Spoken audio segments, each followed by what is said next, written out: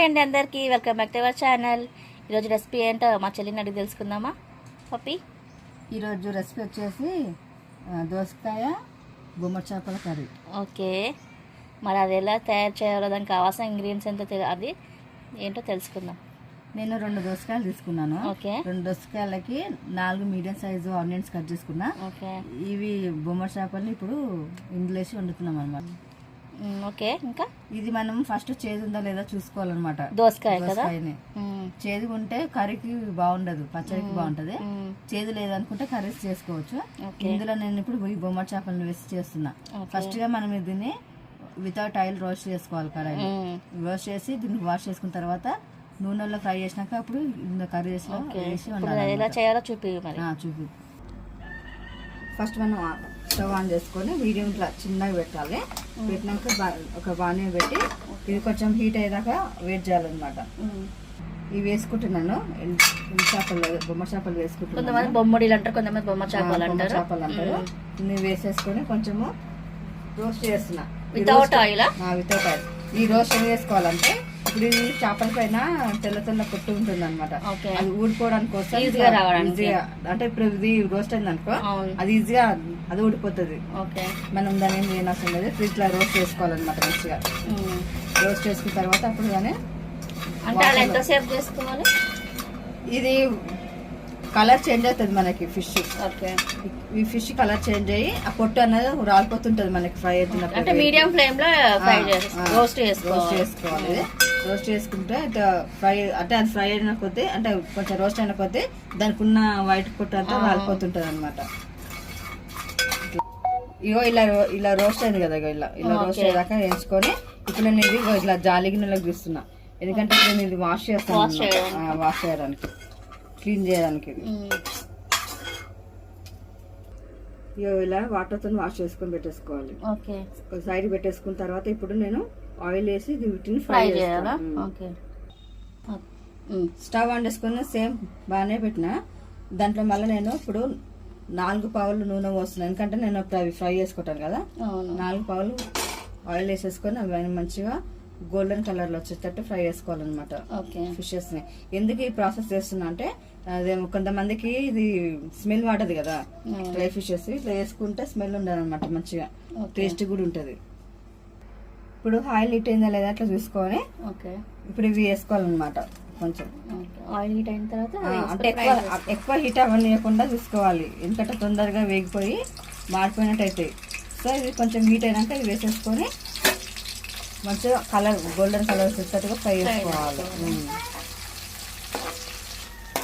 ఇలా రెడ్గా అయినాక ఇప్పుడు ఇట్లా రెడ్గా వేగాయి కదా, వేగాక ఒక ప్లేట్లోకి తీసేసుకోవాలన్నమాట. ఒక ప్లేట్లో తీసేసుకొని పక్కకు పెట్టుకోవాలి. ఇప్పుడు మనము ఫిష్ ఫ్రై చేసుకున్న ఆయిల్ ఉంది కదా, అది సరిపోతుంది అనుకుంటే ఓకే, లేదంటే మీరు కొంచెం ఆయిల్ పోసుకోవచ్చు. నాకు ఇది సరిపోతుంది కాబట్టి నేను అందులోనే ఆనియన్స్ వేసేసుకుంటున్నా. ఇందులో ఇప్పుడు ఆనియన్స్ వేసేసుకుంటున్నాను. ఆనియన్స్ వేసుకొని ఇటు మగ్గించాలన్నమాట. ఇప్పుడు ఇలా మగ్గడానికి కొంచెము ఉప్పు కూడా యాడ్ చేసుకోవాలి మనం. కొంతమంది కొంచెం ఉప్పు కానీ కొంతమంది షుగర్ కూడా యాడ్ చేస్తారు కదా. లైట్గా ఉప్పు కానీ షుగర్ కానీ యాడ్ చేసుకొని అది ఫ్రై చేసుకుంటే కొంచెం తొందరగా ఫాస్ట్గా ఉడికిపోతుంది కదా. ఇది వేసుకొని ఇట్లా కలుపుకోవాలను. మొత్తం మంచిగా కలుపుకున్నాక ఇప్పుడు ఇందులో నేను సాల్ట్ యాడ్ చేస్తాను. తొందరగా మగ్గడానికి కొంచెం సాల్ట్ యాడ్ చేసుకోవాలి. కొంచెం సాల్ట్ యాడ్ చేస్తున్నా. ఇప్పుడు ఇది మగ్గించుకోవాలి మంచిగా. కొంచెం కరివేపాకు వేసుకుంటున్నా. ఇలా కలమాకు ఒక్కొక్కరు అలా అంటారు, కరివేపాకు అంటారు, కొంతమంది ఏమో కొంతమంది కలమాకు అంటారు. అందుకే నేను 2 లాంగ్వేజెస్లో చెప్పాను. ఇది కూడా ఇలా మంచిగా ఫ్రై అయిపోవాలన్నమాట. ఇలా మంచిగా మగ్గినాక అంటే ఆనియన్ ఫ్రై అయినాక ఇందులో కొంచెం అల్లం వెల్లుల్లి పేస్ట్ వేస్తున్నాను. అల్లం వెల్లుల్లి పేస్ట్ వేసుకుని ఇందులో పచ్చివాసన అయ్యాక ఫ్రై చేసుకోవాలి. ఇలా మంచిగా మిక్స్ అయ్యేలాగా కలుపుకోవాలన్నమాట. అల్లం వెల్లుల్లి పేస్ట్ ఒక 2 స్పూన్, ఒక 1 స్పూన్. మంచిగా ఇలా ఫ్రై అయిపోవాలన్నమాట, పచ్చివాసన పోయేదాకా.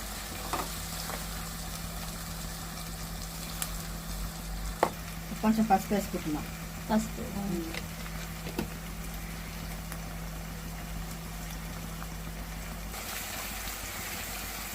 పసుపు, అల్లం వెల్లుల్లి పేస్ట్, ఆనియన్స్ అన్ని ఇట్లా మంచిగా ఫ్రై దాకా పెట్టుకొని ఇప్పుడు ఇలా నేను టమాటాస్ వేసుకుంటున్నాను. టమాటాస్ ముందు చెప్పలేదు పప్పిటము. అవును, ఎన్ని టమాటాలు తీసుకున్నావు? నేను ఒక 3 టమాటాస్ తీసుకున్నా. ఎందుకంటే ఇది ఎండు చేపలు వేస్తున్నా కదా, కొంచెం స్మెల్ కాకుండా ఉండడానికి. ఇప్పుడు మనం ఇలా చింతపండు వేయకుండా నేను టమాటాలు వేసుకుంటున్నాను అనమాట. స్మెల్ రాదు అనమాట, మంచి టేస్ట్ అవుతుంది సరే. నేను ముందుగా వేసుకుంటున్నాను టమాటాలు. అంటే ఇది మంచిగా సాఫ్ట్గా మగ్గి మంచిగా గ్రేవీగా చిక్కుగా వస్తుంది అనమాట. ఇగో ఇలా సాఫ్ట్గా టమాటా మంచిగా సాఫ్ట్గా మగ్గిపోయింది కదా. ఇప్పుడు నేను ఇలా దోసకాయలు వేసేస్తున్నా. ఓకే, దోసకాయలు వేసుకొని మంచిగా కలుపుకున్నాక ఒక 10 మినిట్స్ నూనెలో మగ్గియాలి ఇవి కూడా. ఎందుకంటే ఆ ఫ్లేవర్స్ అన్ని మంచిగా వెతికి పట్టేస్తుంది దోసకాయలకి. కానీ కర్రీ బాగుంటుంది కదా దోసకాయ ఇట్లా టమాటా బాగుంటుంది. చికెన్ లో కూడా వేసుకోవచ్చు దోసకాయ. నెక్స్ట్ టైం అది కూడా చూపిస్తాను నేను, దోసకాయ చికెన్. అవును, ఇట్లా దోసకాయలు వేసుకొని మంచిగా ఇట్లా కలుపుకోవాలన్నమాట. కలుపుకొని ఇట్లా ఒక 10 మినిట్స్ వదిలేసేయాలి. నూనెల్లో మగ్గియాలి ఇవి కూడా. ఒక 10 మినిట్స్ ఇట్లా మగ్గించినాక అప్పుడు ఉప్పు కారం వేసుకుందాం. అప్పుడు బాగుంటుంది అనమాట కొంచెం.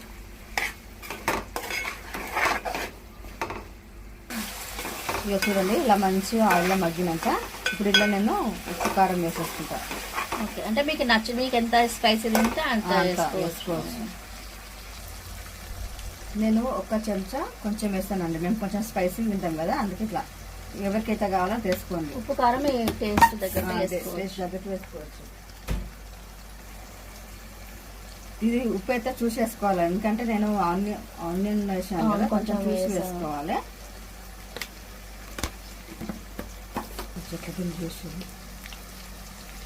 ఇప్పుడు ఏం వేస్తున్నా? జీలకర్ర పొడి, అది సారీ ధనియా పొడి. ధనియా పొడి వేస్తున్నాం. ఓకే, ధనియా అంటే మనము రోస్ట్ చేసి పౌడర్ చేసుకుంటాం కదా. ఓకే, ఇది మొత్తం కలుపుకోవాలి ఇట్లా.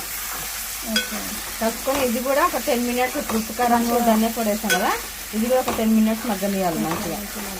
ఎందుకంటే ఉప్పు కారం మంచిగా వీటికి పట్టేస్తుంది అన్నమాట. దోసకాయలకి పట్టేస్తుంది, మంచిగా టేస్ట్ అవుతుంది. ఇప్పుడు ఇట్లా మగ్గిన తర్వాత ఇందులో నేను కొన్ని ఒక 1 గ్లాస్ వాటర్ వేస్తున్నా. అంటే మనకి గ్రేవీ ఎంత కావాలంటే చికెన్ ఎందుకంటే దోసకాయలు ఆల్రెడీ మనము ఆయిల్లో 10 మినిట్స్ మళ్ళీ ఉప్పు కారం వేసినాక 10 మినిట్స్ మగ్గించాం కదా, వాటర్ చూసి పోసుకోవాలి. ఎందుకంటే మళ్ళీ ఎక్కువ మెత్తగా అయిపోతాయి అవి. అవును, ఏ కర్రీ అయినా ఎక్కువ వెజిటేబుల్స్ ఉడుకుతా టేస్ట్ అనిపించవు కదా. అవును, వాటర్ వేసినాక ఇట్లా కలిపేసుకొని మనం కొంచెం ఏమంటారు మూత పెట్టేసి ఉడకబెట్టుకోండి వీటిని.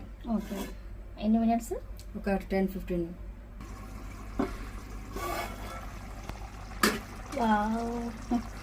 ఇలా దగ్గర పోయి ఇలా గ్రేవీ చిక్కగా పోయినాక ఇప్పుడు మనము ఈ ఫిషెస్ వేసేసుకుందాం.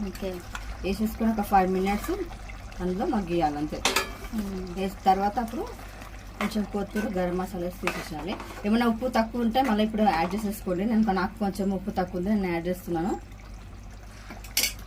నాకు కొంచెం ఉప్పు తక్కువ అనిపించింది, నేను కొంచెం యాడ్ చేసేస్తున్నాను. ఓకే, ఈ 3 మినిట్స్ మగ్గాలి కదా, మగ్గితే రెడీ అయినట్టే. ఇప్పుడు సాల్ట్ వేసాం కదా కలుపుకుంటున్నా. ఇప్పుడు నేను కొద్దిగా 2 మినిట్స్ అట్లా మూత పెట్టి మగ్గిస్తాను.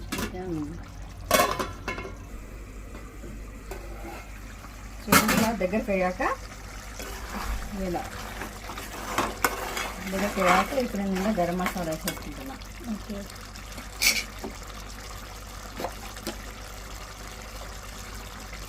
గరం మసాలా వేసేసుకొని కొంచెం కొత్తిమీర వేసేసుకొని తీసేసుకోవడమే.